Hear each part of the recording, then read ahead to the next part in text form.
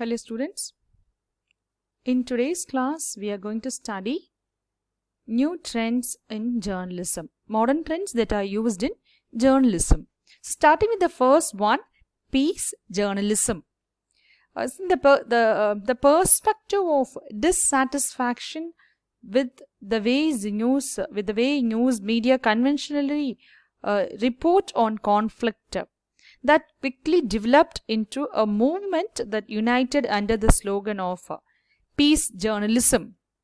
And if you see, peace journalism is a better and more responsible way of reporting and serving society, and it is what journalists should do.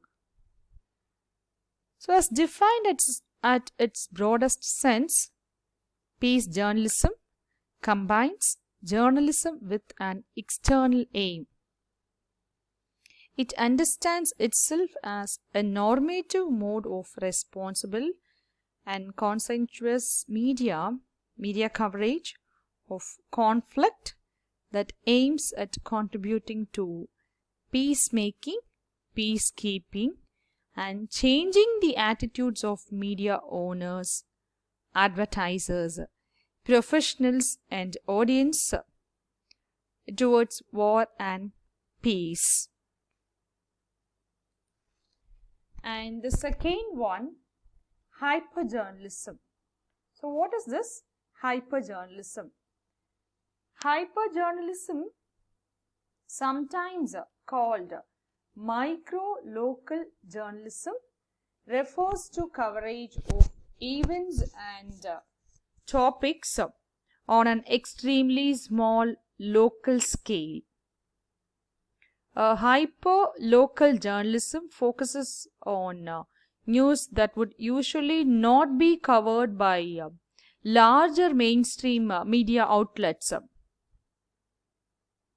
which tend to follow stories of interest to a citywide, statewide, or a regional audience.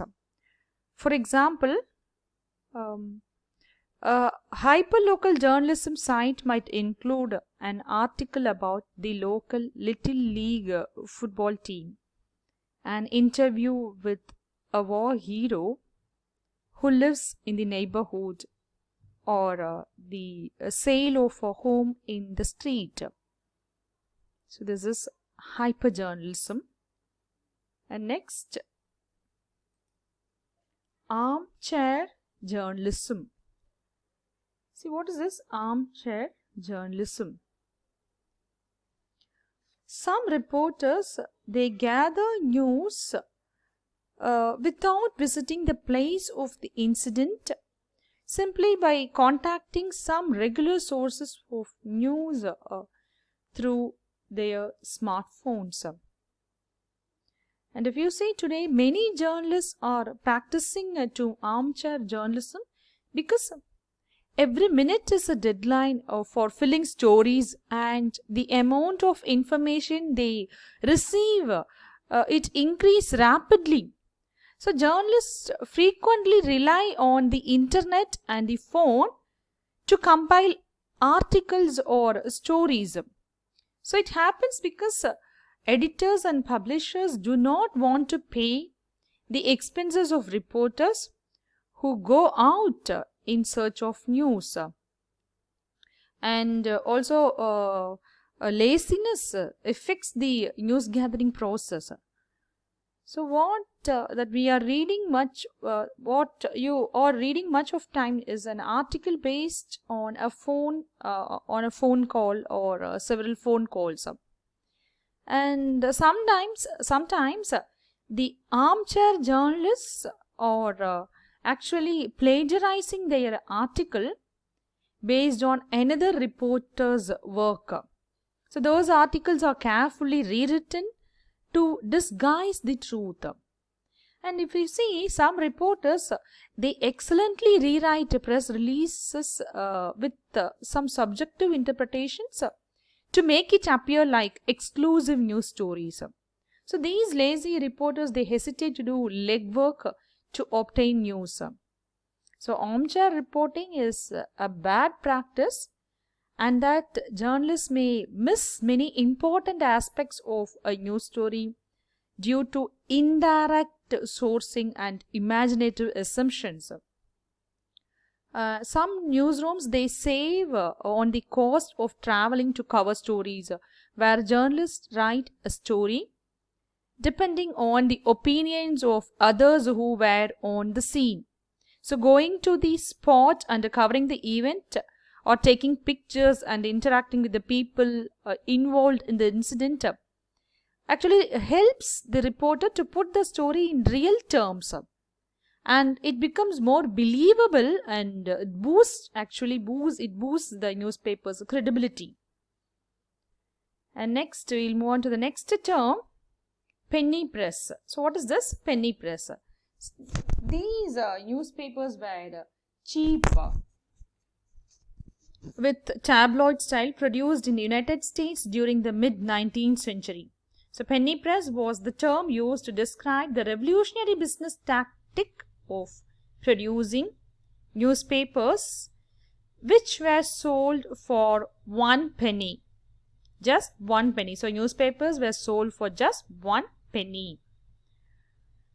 And this trend actually started in 1833, when Benjamin H. Day founded the Sun. So the Sun, New York City newspaper. It's a New York City newspaper.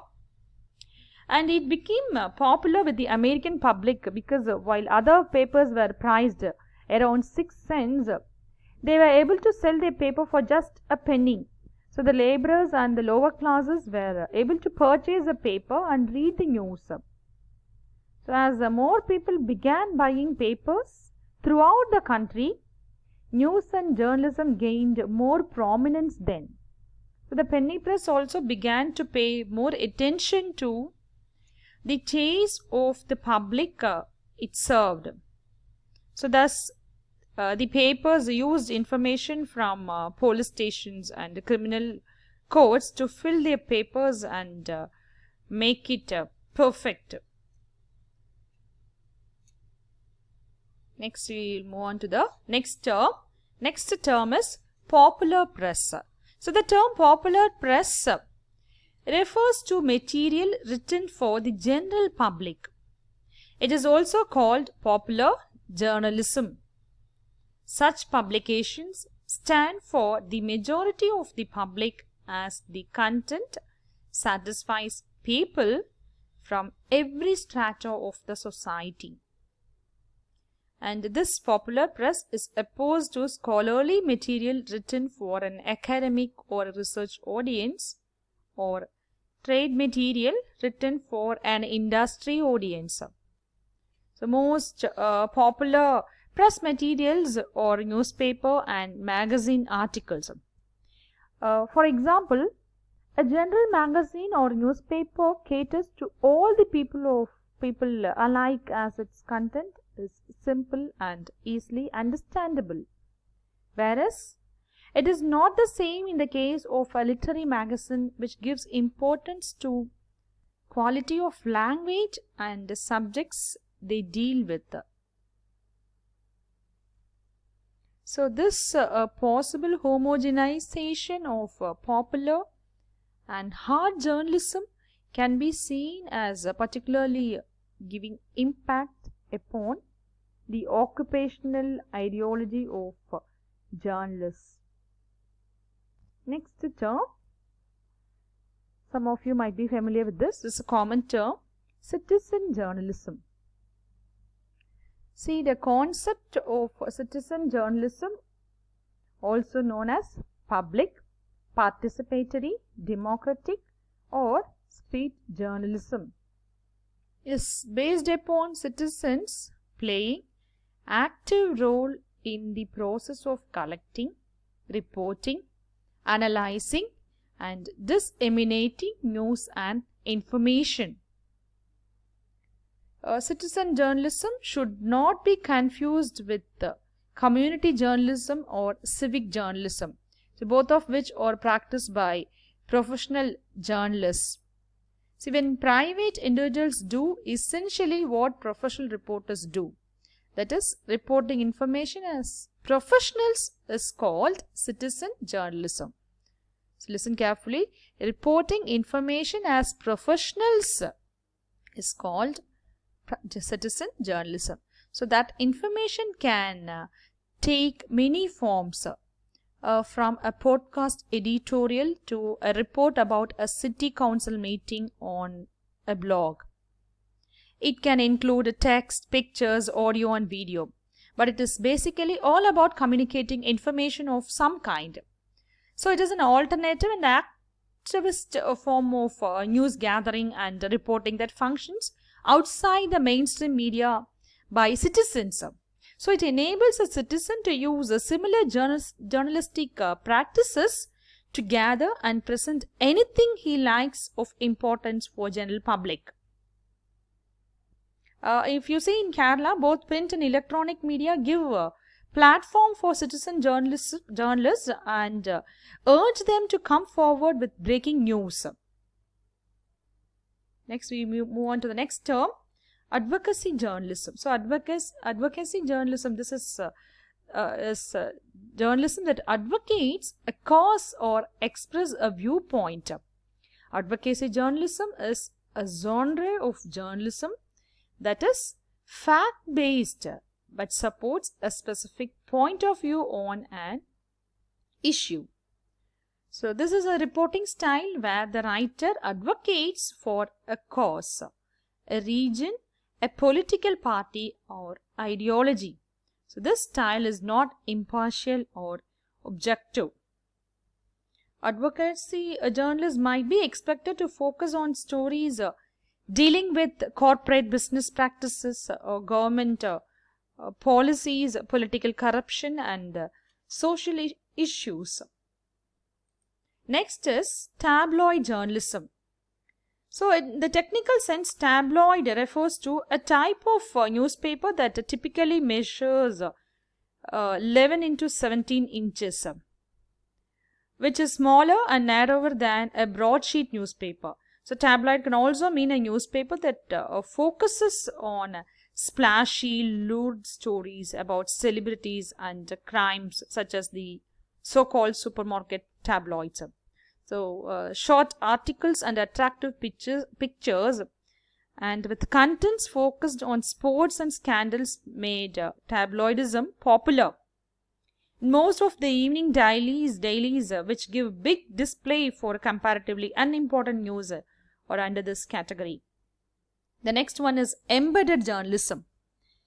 Embedded journalism refers to the practice of placing a journalist with a military unit in order to allow that journalist to provide media coverage of military action in the midst of areas of conflict or directly inside a war zone. Embedding also allows journalists to gain access deep into the heart of a military axis. They witness the events unfolding at that moment in time. So this immediacy in media coverage as well as access to areas where journalists formerly would not have been allowed to venture are both additionally positive results of the practice. So embedded journalists are able to interview military leaders and soldiers on the spot in order to get immediate and honest reactions to the events taking place during the engagement. Next is alternative journalism. Alternative journalism is a broad and comparative term that embraces not only journalism of politics and empowerment, but also those of popular culture and the everyday activities. Yellow journalism, first coined during the famous newspaper wars between William Randolph Hearst and Joseph Pulitzer. This journalism is based upon sensationalism and crude exaggeration. Broadsheet. There is a growing tendency of broadsheet newspapers to adopt the stories and styles of tabloid reporting. So this transformation is observable in 4 ways. We'll discuss later. Narrowcasting. This has traditionally been understood as the dissemination of information to a narrow audience. So what is narrowcasting? Dissemination of information to a narrow audience, that is not to the general public. Involves aiming media messages at specific segments of the public. So this is all for the day. Meet you in next class. Thank you.